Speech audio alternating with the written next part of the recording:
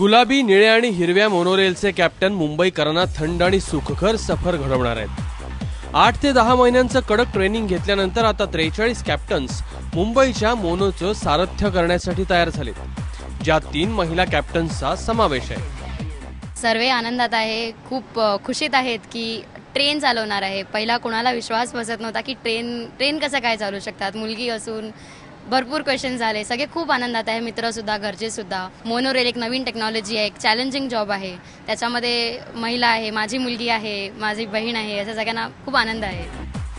Monorail भारतासाठी तसा नवा प्रोजेक्ट, त्यामुळे नव्या कामासाठी नवे तरुण आणि उत्साही चेहऱ्यांची निवड स्कूमी आणि L&T ने केली आहे। सगळे 22 ते 30 वयोगटातले, इंजिनिअरिंगची पदवी घेतलेले, शारीरिक, बौद्धिक आणि मानसिकरित्या सक्षम असलेल्यांचीच निवड या कामासाठी करण्यात आली आहे। माझं qualification diploma in electronics and telecommunication. So based on diploma मी इथे रिक्रूट झालो।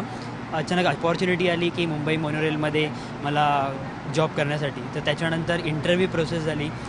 2 महिन्यानंतर मला शॉर्टलिस्ट झाल्याचा कॉल आला। त्याच्यानंतर त्यांनी मेडिकल, HR राऊंड या सगळ्या राऊंड्स पार केल्यानंतर मला इथे रिक्रूट केलं। मोनोरेलच्या कॅप्टन्सना फक्त मोनो चालवण्याचंच नव्हे, तर फायर फायटिंगचं आणि डिफेन्सचंही ट्रेनिंग देण्यात आलंय। त्यामुळे अटीतटीची वेळ आली तर प्रवाशांना वाचवण्यासाठी कॅप्टन सज्ज असतील। We go through a stringent process of filtering the candidates.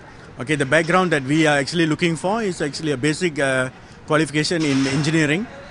They can have a diploma in electrical would be a preferred one, right? And after that, we will call them for interview. So when they come in for interview, we will actually monitor their communication skills.